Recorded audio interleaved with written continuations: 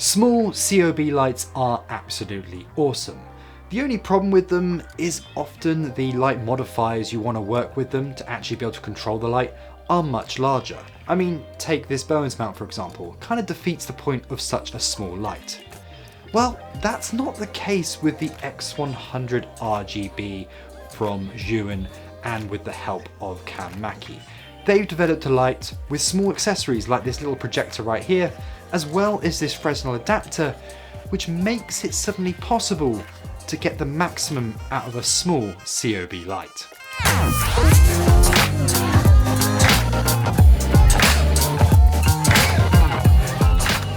Now Zhiyun also wanted to show off their brand new bag in this video as well, which has some very unique and odd features that I don't think I have seen on any other backpack in the past, but more on that in a moment. They did send me this light, accessories and bag to test and review, however they have no say in this video. Now if you've been watching this channel for a while, you know I'm a big fan of anything that can make my kit smaller and lighter. Any sort of innovations where it means that you don't need to suddenly carry that large item in your bag anymore, because it just makes things so much easier when you're doing international travel. Well, that is what made me so interested in this particular light. The X100 itself is a very small compact light, and we've seen it before in its bi-colour version. But with the RGB one collaborated with Cam Mackey, they've added some really cool accessories that really take this light to the next level. Now before we get into those accessories, just a few key stats about this light.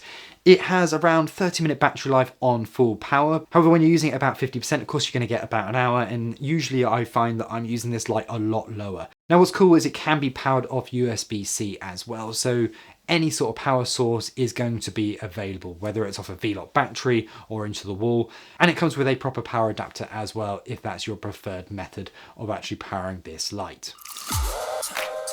Now it should be noted this light is actually really well made. I'm really impressed by the overall quality of the build considering how small it is, and more importantly I'm impressed about how quiet it is. Right now the microphone is really quite close to this light and I don't think you'll be able to hear it at all. I can barely hear it in my left ear even though it's right here beside me. Even on full power and being left on for a while, I really didn't hear that much fan noise at all. I could quite happily use this in any interview setup without any concerns. Now let's talk about those accessories that make this particular light so special. I think the first one we really should talk about is the Fresnel adapter that you get with the light. And depending on the kit you pick up, you're going to get one of these in the box, which I think is really key. This is the real game changer to this whole setup. The light's cool, it's RGB, it does all the different things you want it to do. But with this Fresnel adapter, suddenly you have a really compact setup that doesn't require you to get a Bowens mount adapter out every time you want to be able to actually control the light. Even better, the fact that they have these magnetic barn doors that go on the front as well. So you just place them on and you've got a really compact light setup that can give you a nice hard light very simply, and you have some level of control over that light. This is a real game changer. Honestly, this is the thing that made me use this light so much more on my recent shoots. We'd often be just grabbing this light over other options, even more powerful options like the B200 and B300, just because this one could just give us that little kicker light straight away out of the bag. With this lens on, it protects the COB, which is also nice, and it just means it's ready to go in your camera bag.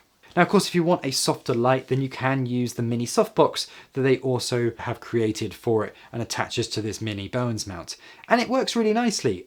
It isn't obviously going to be the softest source of light in the world, but it's more than good enough as a quick portable setup. Even if not used as a key light, that small softbox can be really nice to be used as a hair light. It just gives you a slightly softer backlight on your subject compared to using something like just the Fresnel or a projector onto the person. Now if you do want to use this with a bigger soft source, it does come with this Bowens mount adapter as well, so you go from mini Bowens mount to full size, and of course it has its own little sort of Bowens dish in there as well to help sort of spread the light.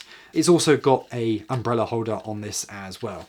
Obviously this is a bit bulky and it is going to take a bit more space up in your bag, although it's one of the smaller ones of these that I have seen.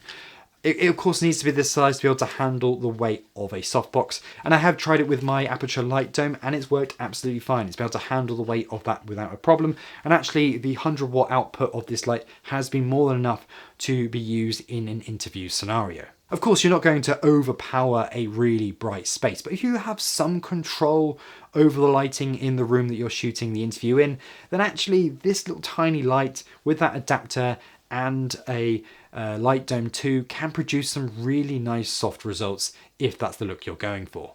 Now sadly they didn't include any other way of attaching the light to a light stand. I've used my own little ball head here to attach it to this particular light stand, but in the case you only really get this included if you want to attach it to a light stand as standard, which is a real shame. There's a quarter thread on the bottom of the light, which is great, so you can of course adapt it to anything, but I wish they had included something in there and something a bit better than using a ball head like this. Maybe just a little mini version of this would have been nice to have included. Now the last accessory I will mention, of course, is this projector mount that you're seeing right here. This isn't included in the standard kit, this is an additional thing you would need to buy, but I think it's definitely worth it if you're picking up one of these lights. First off, it's absolutely tiny, which is incredible for a projector because often they are really big and bulky. If you buy one for a full-size Bones mount light, and if you've ever used one, you know they're really quite large. Even the AMARAN one isn't that small, but when you go up to the Aperture ones, they get huge and really quite weighty because of all the lenses they have inside. This thing is absolutely tiny and it's going to give you 95% of what those ones can, just without the absolute power output you get of those lights. You can see right here it has a little gobo inside that I can move around and change in different positions. Right now this is just sort of a window frame. It comes with like a little miniature booklet of different ones that you can sort of select from and pull out. To me, I wish they had brought some foliage ones in there. I guess you could create your own, but they are a unique size and different from your sort of standard gobo that you get in other projectors. So that's something just to be aware of, whether you'll be able to get additional ones in the future. What I really like about this particular projector is the amount of fine control you have over the light. This is far finer control than I have over my AMARAN light. As you can see right here, I can really kind of get it down to a really tiny projection right there in the center, and I can really sort of tweak and adjust it by very small amounts. It's relatively loose, but it is very smooth. I found when I've used the AMARAN one in the past, it will be very kind of hard and stiff, and it's very hard to do very fine controls, whereas this one I can actually do a very small controlled movement as I go. One thing you'll be noticing right now is the edges of the flags are actually slightly soft and out of focus, which is very nice, but the gobo outline is actually quite hard. That's the one flaw with this miniature projector. Because there's quite a distance between the gobo and the cutters, you can't have both of them in focus or out of focus at the same time. One of them, because of that different focus plane, is going to be in while the other one's going to be out. If I sort of change the focus plane, you can see I can put it all out in one go, but I'm never going to be able to have both of them in. If I want hard cutters, I can do that, but of course now my gobo is very out of focus. So for me, I wasn't really using it much with the gobo for that reason. It is really cool that you get them included. Be careful, they do get really hot. But for me, what makes them really special is just being able to do some really nice slashes of light. Now I mentioned earlier about the backpack, and it is absolutely crazy, and it does sort of make sense with this particular light. It kind of brings the whole ecosystem together. When they sent it to me and I saw the promotional images, it was very much sort of suggesting that you would use it in a sort of social media sense. You'd have your 360 camera attached to this selfie stick on the back of your backpack. And okay, maybe there's a few people out there that will use it like that. But for me, I think you probably look a bit like an idiot if you go ahead and do that. However, when I saw Patrick Tommaso share a post of him using a clamp and one of his bags for a lighting rig, it gave me the idea of what this is perfect for, because this is actually quite a long selfie stick, and with the weight of the bag and this sort of very strong attachment at the bottom here, suddenly this becomes the perfect portable light stand. Yes, with this you don't need to use a light stand because, well, your bag now becomes one on its own. And actually, it works surprisingly well. Okay, it's not going to be working on every type of shoot, but when you need to travel really light, it means one backpack could carry your entire kit, and it could be the light stand as well. And I think that's something quite special and unique.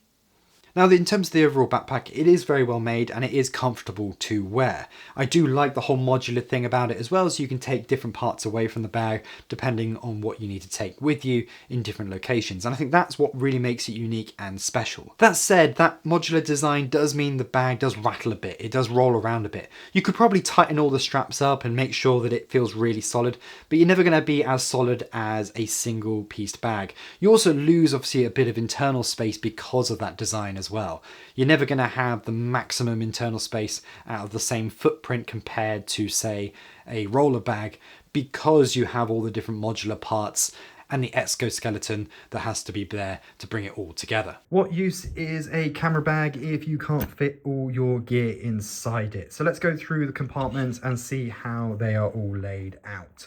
As you can see on the outside of the strap of the bag, you actually have this nice little compartment here. So it's around your waist and near the front, so you can leave important stuff in there, maybe your batteries or memory cards if you need quick access to them as you are shooting. Then if we go into the main section of the bag right here, we have, of course, our camera gear laid out. There's 2 cameras in here as well as 3 lenses. And of course, the Zhiyun X100 light is sat neatly there as well. The bottom section of the bag is deeper than the top section, so you've got room in here to store something like this 35 to 150. It's not deep enough to put in a 7-200 unless you're using something like the Canon RF ones, which are obviously a bit shorter. And in the bottom here, I've also got the S1 with the lens attached and going straight in, and you can actually access this part of the bag on the other side as well. In the top section, it's sort of half depth, so you've just got enough room to lay a camera down, and that's absolutely fine for this S1 Mark II without a cage and a small lens on, and it sort of sits in there quite neatly. It doesn't stick out, but certainly if you had maybe a bigger, bulkier camera or more cage setup on it, that might be a problem in terms of fitting stuff in there. I've also got my tilter battery charger sat right there in the middle. That could just be maybe another small lens. Once again, probably wouldn't be able to fit a larger lens upright in this section because of that depth is a bit more limiting. And because, as I mentioned before, I've got that X100 light sat neatly there in the corner along with the battery. And there's still a bit of room for some other bits in between if you really wanted to squeeze it out. Now, when we flip the bag over, you can see we have a few more compartments. So as I mentioned, at the bottom here, we can access that bottom section of the main part of the bag. So if you want to access maybe the main lenses or camera, you can do so from down there. I like this is nice and hard, so even when you place it down, it sort of protects the inside. So whichever way around you're painting this bag down, you know that the lenses and everything are going to be relatively safe down there. This is the middle section of the bag that is actually removable. So if you want to take it with you elsewhere, you can just clip this off from the main body of the bag, and it's a nice little portable small bag that you can carry with you. I've actually managed to squeeze the main body of my gimbal into this section, and it just about fits. This is an RS4 Pro, and it just about squeezes in there. So it does work. You can fit one in. I think if you had a smaller gimbal that can pack down a bit smaller than this, then you're going to be able to store that in there, which is nice. You could actually have your gimbal stored in a separate section. Actually, in this bag, you've got some nice little sort of straps to put things, hold things down, and it's actually got another back section in there as well that's all padded, as well as a see-through sort of perspex thing where you can put some documents there if you wish.